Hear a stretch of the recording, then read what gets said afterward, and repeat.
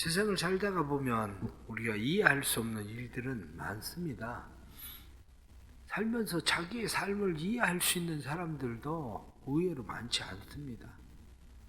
삶을 이해한다는 것은 우선 생각을 해보면 내가 어떻게 태어났는지를, 내가 왜 세상에 태어났는지를 이해할 수 있는 사람은 세상에 얼마나 있겠습니까? 그런데 세상을 살아가면서 우리가 당하는 일들을 이해할 수 있는 사람은 얼마나 있겠습니까? 나는 왜 부모님이 일찍 돌아가신가? 아니면 나는 왜 이런 질병을 가지고 있나? 나는 왜 인생이 힘든가? 나는 그러면 인생 왜 잘 되나? 이런 모든 일들에 대해서 이해할 수 있는 사람은 많지 않습니다. 이해할 수 없다는 이야기는 내가 생각하고 내가 계획한 것과는 다른 방향으로 내 인생이 가고 있다는 사실을 안다는 거죠. 즉 내가 열심히 수고하고 노력하고 애를 쓰면 열심히 수고하고 노력하고 애쓴 만큼 될 것 같은데 열심히 수고하고 노력하고 애쓴 만큼 인생이 되는 게 아니라 내가 이해할 수 없는 방향으로 인생이 된다는 걸 사람들은 알죠. 그러면서 사람들은 비로소 여기에는 무엇인가 보이지 않는 무엇이 있을 텐데 이런 생각을 사람들을 하게 됩니다. 그런데 오늘 성경 본문에 나타난 말씀은 우리에게 그것을 잘 이야기를 해주고 있습니다. 왜냐하면 하나님께서 무엇라고 이야기하느냐면 고레스라는 사람이 나를 잘 알지도 못한다. 그런데 고레스라는 사람이 나를 잘 알지도 못하는데 고레스라는 사람을 내가 사용을 할 거다. 그렇게 이야기합니다. 그러면서 오늘 성경 본문에 나타난 말씀을 보면 고레스에 대하여는 이르기를 내 목자라 이렇게 이야기합니다. 그가 나의 모든 기쁨을 성취하리라. 사실은 고레스가 의도적으로 내가 하나님을 잘 섬기는 사람이다. 내가 하나님을 위해서 이런 일을 하겠다. 그렇게 말한 적도 없습니다. 사실은. 왜냐하면 뒤에 나타나는 말씀도 보면 하나님께서 말씀하시기를 내가 고레스를 붙들고 있다. 이렇게 이야기합니다. 내가 그를 붙들고 있어서 오히려 그가 나를 알지도 못하는데 그래서 4절에 나타난 말씀을 보면 내가 나의 종 야곱 내가 택한 자 이스라엘을 위하여 내 이름을 불러 너는 나를 알지 못하였을지라도 내게 칭호를 주었노라. 너는 나를 알지도 못했는데 내가 너에게 칭호를 주었다. 그렇게 이야기를 하는 거죠. 그렇습니다. 우리가 삶을 살아가면서 참 이해할 수 없는 일들은 많습니다. 그런데 그 이해할 수 없는 일들 가운데 하나가 어떻게 페르시아가 바사라고 하는 이 나라가 바벨론을 이길 수 있었는가? 그것도 사실은 사람들은 잘 이해하기 어려운 그런 일이었습니다. 왜냐하면 당시에 우리가 상황들을 보면 하나는 아수르라는 나라고 하나는 바벨론이라는 나라입니다. 아수르라고 하는 나라가 바벨론을 이기죠. 그런데 그 다음에 다시 바벨론이 일어서기 시작하면서 그 바벨론을 신바벨론 그렇게 이야기합니다. 신바벨론이 강성해서 아수르를 이겨버려요. 그리고 바벨론이 당시에 함무라비 법전을 중심으로 해서 아수르라고 하는 나라가 굉장한 강대국으로 완전 자리를 잡게 됩니다. 그런데 그 옆에 있었던 또 다른 나라가 있는데 그 나라를 지금 이야기로 하면 이란이라고 얘기하죠. 이란이라고 하는 나라가 그때 당시에 엘람이라고 하는 나라가 이란에서 나오는 나라예요. 이란에 있는 나라 수사 그게 이란 엘람의 수도죠. 그러니까 엘람이라고 하는 나라 그리고 당시에 있었던 나라 가운데 그냥 메디아라고 하는 메대 이렇게 이야기하는 메대 엘람, 메대 이 나라들이 그냥 사실은 작은 나라에 불과했어요. 왜냐? 바벨론이 워낙 거대하니까. 그 나라들은 그냥 조금씩 크기 시작한 그런 나라예요. 그런데 이러한 나라들 가운데 메디아라고 하는 나라에 한 작은 부족이 있습니다. 메디아에 작은 부족이 있는데 이 메디아의 작은 부족이 누구냐면 그 사람들이 페르시아예요. 메디아의 작은 부족인 이 페르시아, 한마디로 이 바사라고 하는 이 부족이 조금씩 커기 시작하더니 이 메디아의 이 페르시아가 조금씩 크면서 점점 세를 확장을 시켜 나가요. 놀라운 것은 이 페르시아가 바벨론을 먹어버린다는 거죠. 그런데 그것도 전쟁도 제대로 치르지 않고 무혈입성으로 나라를 먹어버려요. 근데 그것은 우리가 역사적으로 보면은 잘 알 수 있는 것이 고레스 실린더, 고레스라고 하는 이 고레스, 역사적으로는 고레스를 키우스 그렇게 얘기하거든요.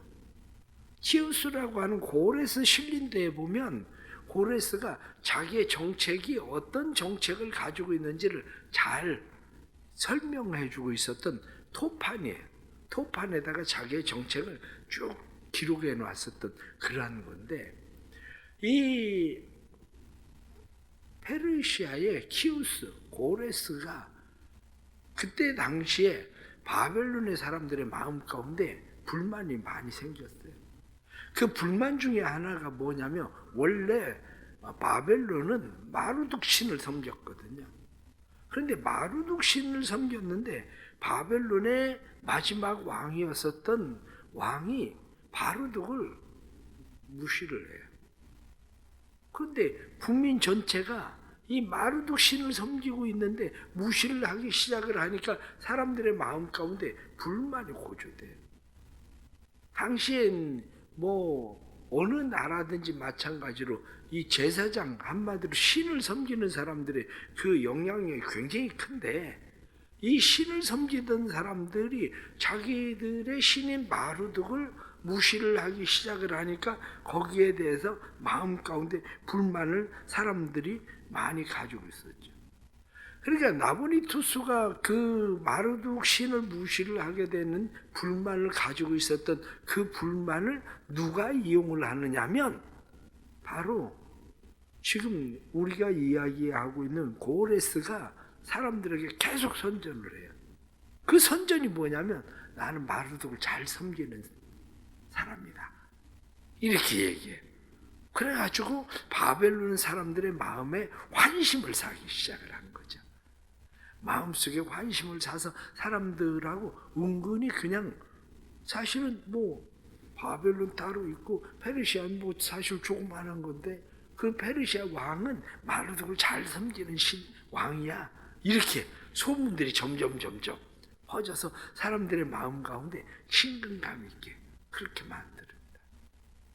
그런데 그것뿐만 아니라 자기는 기존 질서를 존중하는 자라고 얘기를 해요. 한마디로 나는 바벨론의 그러한 모든 기존 질서, 그것도 존중하고, 특히 그가 정책을 잘 내세운 것 중에 하나가 뭐냐면 바벨론이 각 나라들을 다 흡수해 버렸잖아요. 다른 나라들을 다 흡수를 하면서 그 다른 나라의 민족들을 끌고 들어와가지고 바벨론의 노예로 삼고 그 일들을 크게 만든 거거든요. 그러니까 이 고레스는 이야기하기를 나는 모든 민족의 사람들을 다 포용하는 사람이야, 이렇게 선전을 한 거죠. 기존 질서도 나는 무너뜨리지 않고, 기존 질서, 바벨론의 질서도 난 존중을 하고, 그 안에 들어와 있는 각양 민족의 사람들에 대해서도 나는 우호적이야, 이렇게 얘기를 하게 된 거예요. 결국엔 고레스가 이스라엘 백성들도 각각 자기 고향으로 돌아가라, 그것도 그 정책이었거든요. 나중에 사람들이 생각을 해보니까 그래? 그러면 마르둑을 무시하고 막 독재를 행하고 있는 나보나투스보다는 훨씬 더 고레스가 낫겠는데? 이런 생각들을 사람들은 점점 가지게 된 거죠. 사람들은. 그런데 그때 당시에 바벨론에 강을 끼고 성벽을 쭉 쌓았거든요. 강을 끼고. 강을 끼고 성벽을 쭉 쌓았는데 이 고레스가 강물의 수로를 바꿔버려요.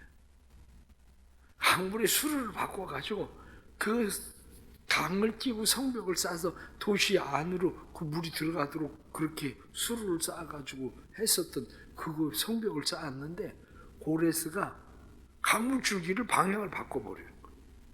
강물줄기 방향을 바꿔버리니까 물이 흐르던 곳이 어떻게 됩니까? 거기가 바닥이 나버리는 거죠. 바닥이. 그래서 무혈입성을 하게 된 이유가 뭐냐면 이 강 바닥을 오히려 도로로 이용해서 그 한마디로 바벨론을 들어가게 된 거예요. 그게. 그러니까 따지고 보면 무혈입성을 하게 된 것은 환심을 사서 사람들의 마음을 사가지고 하는 거죠. 오늘날도 우리가 요즘 또 선거 앞두고 사람들의 정책이 사실 굉장히 중요한 겁니다. 어떻게 국민들의 마음을 잡을 거냐. 그래가지고 요즘은 또 다시 난 중도도 없어한다 등등 막 또 사람들이 얘기하고 정치인 얘기하고 이런 게 다 그게 뭐냐면 어떻게 하면 그들의 마음을 환심을 사서 할 거냐. 바로 이 문제거든요. 이런 문제입니다. 그런데 내가 이해할 수 없는 그런 일들이 어떻게 그 조만한 페르시아라고 하는 나라가 바벨론을 먹어버릴 수 있는 거야. 그때 당시엔 사람들이 그걸 이해를 못했다는 거야. 그때 당시엔 어떻게 사람들이 그것을 그냥 받아들여가지고 나라를 통째로 거기에다가 나라를 줘버릴 수 있을까? 이렇게 생각할 정도로. 그런데 그런 일들은 원래 역사적으로 지금까지 계속 일어나는 일들이에요. 심지어는 무슨 얘기합니까? 심지어는 얘기하기를 만델라라는 사람이 남하고 감옥에서 20년 동안 버틴 사람 아니에요? 감옥에서 만델라가 그렇게 막 뚝심을 가지고 감옥에서 막 20년 동안 버텼는데 만델라 6개월 만에 이혼했대잖아요. 그러니까 막 그렇게 20년을 버티는 사람이 6개월 못 버틴다니까. 그리고 이혼한다니까.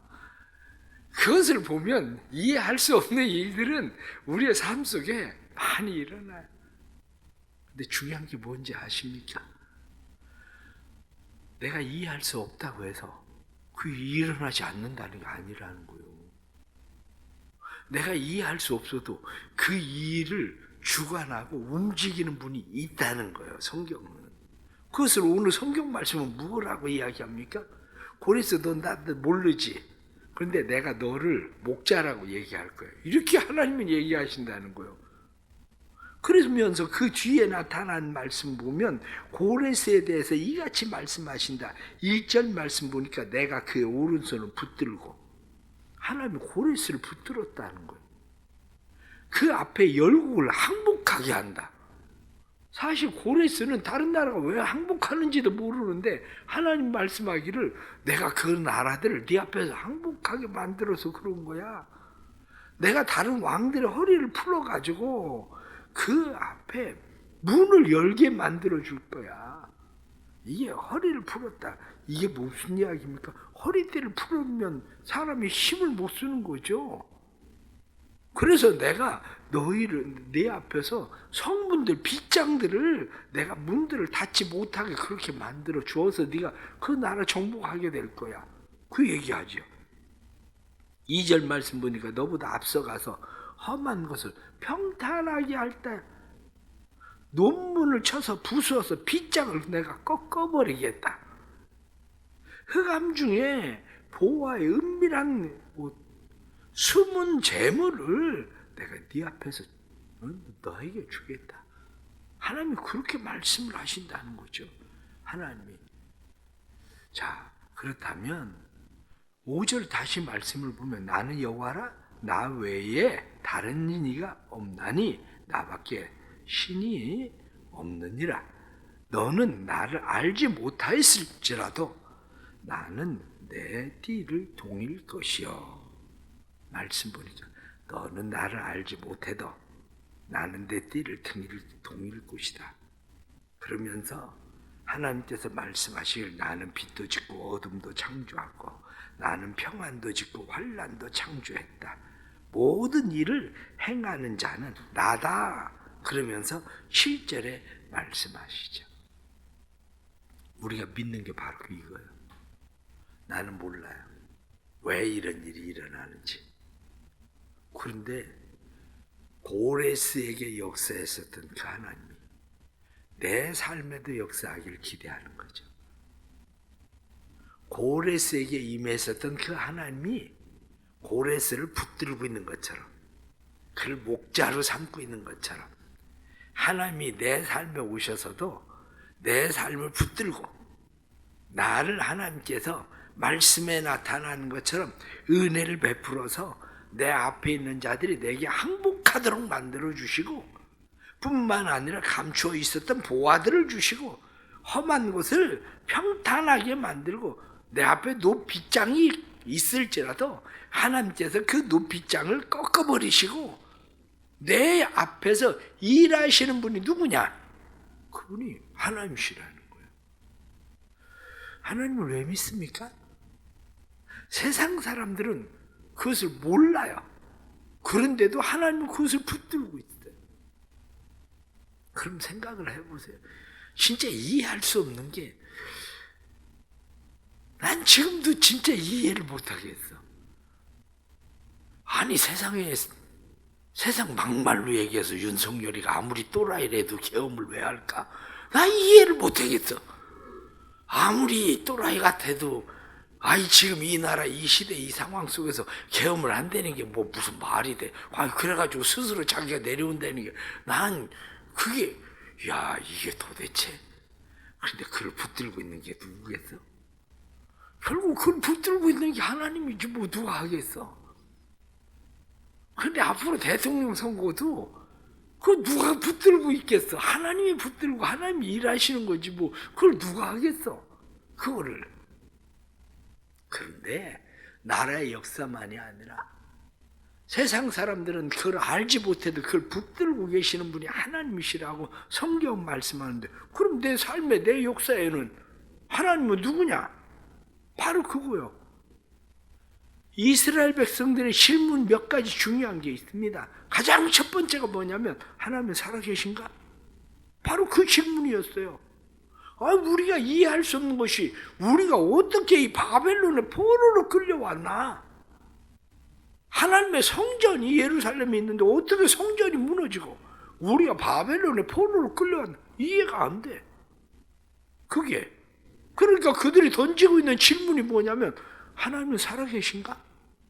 그게 첫 번째 질문이었거든요.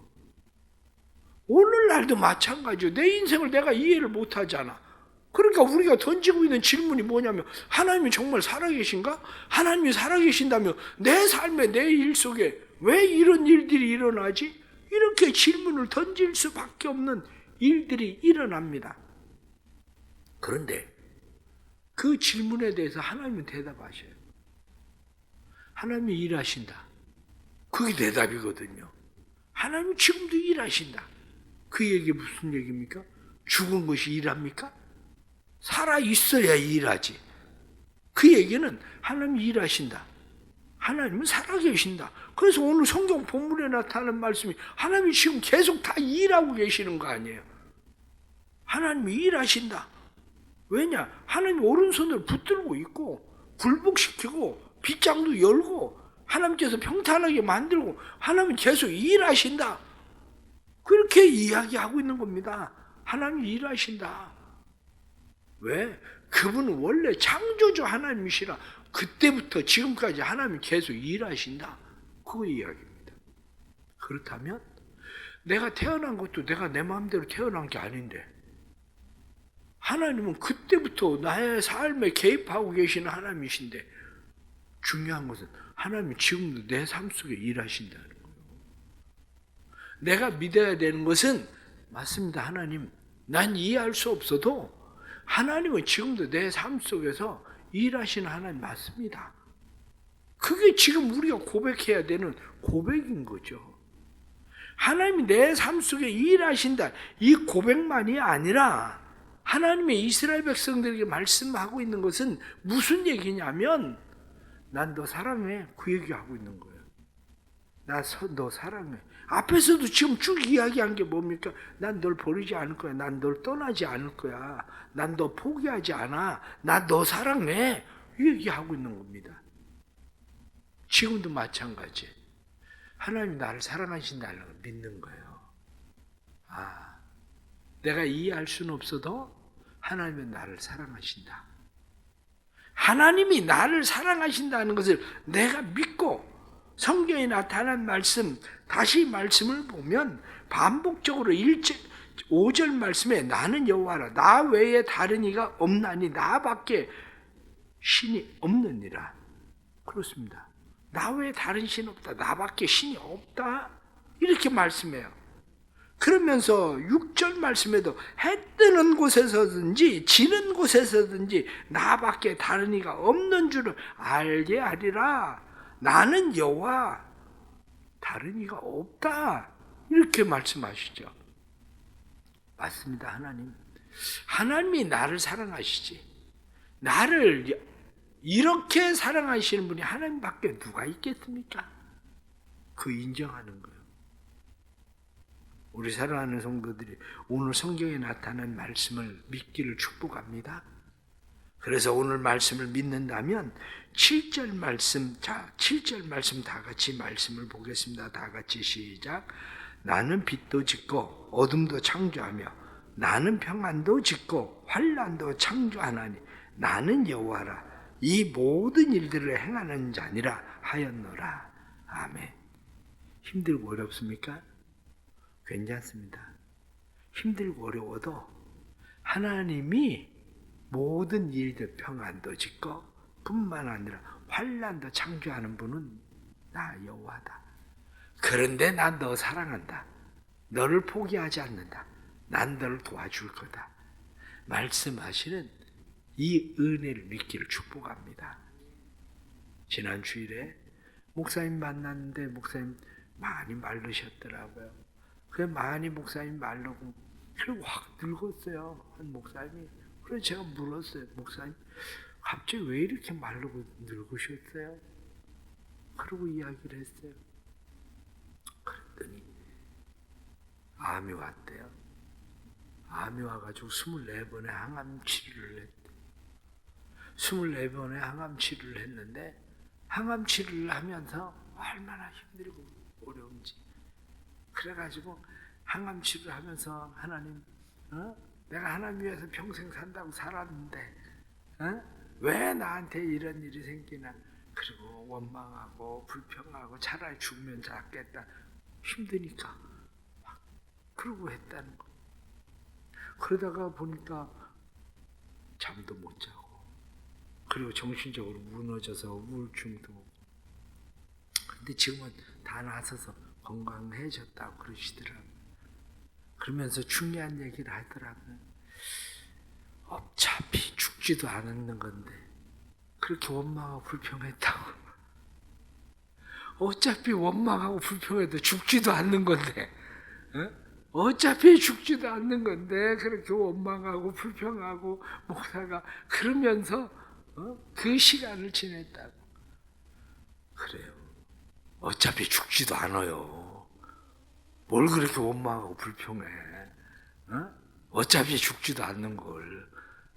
그러면서 자기가 살아있는 이유가 이제 알겠다고. 어차피 죽지도 않는 거 감사하고 기뻐하고 감사하고 살아야 된다고 설교했는데 감사하고 기뻐하고 그러면서 사는 게 삶의 바른 길이라고.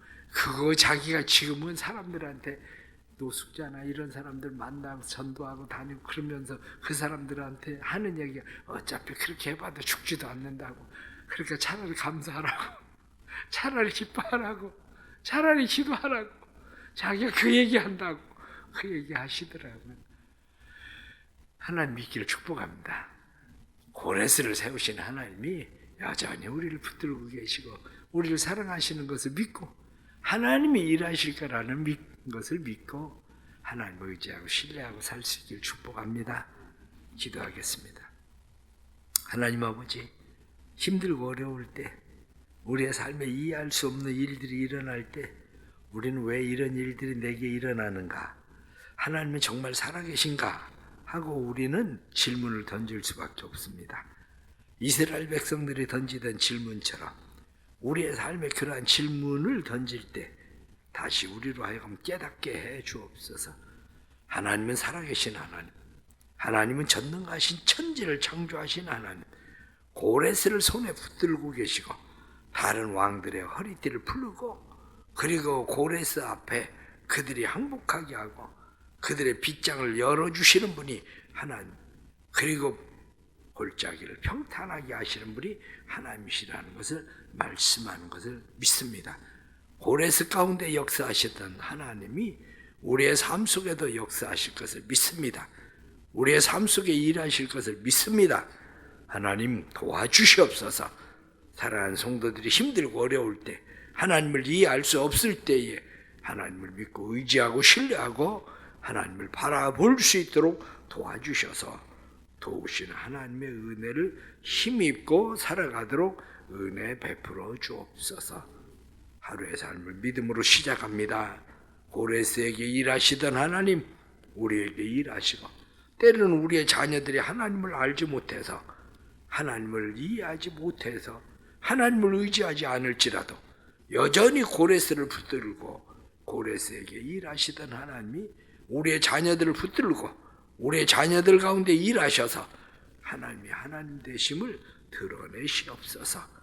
뿐만 아니라 우리의 삶의 모든 영역, 남편의 삶의 영역, 모든 일들 속에도 하나님이 일하심을 볼 수 있도록 도와주옵소서. 특별히 이 나라 가운데 하나님 일하시옵소서. 나라를 바른 길로 인도하시고 하나님의 선한 길로 인도하시고 이 나라가 하나님의 뜻 가운데 있는 하나님의 손에 있는 나라임을 볼 수 있도록 축복해 주옵소서. 예수님의 이름으로 기도드리옵나이다. 아멘.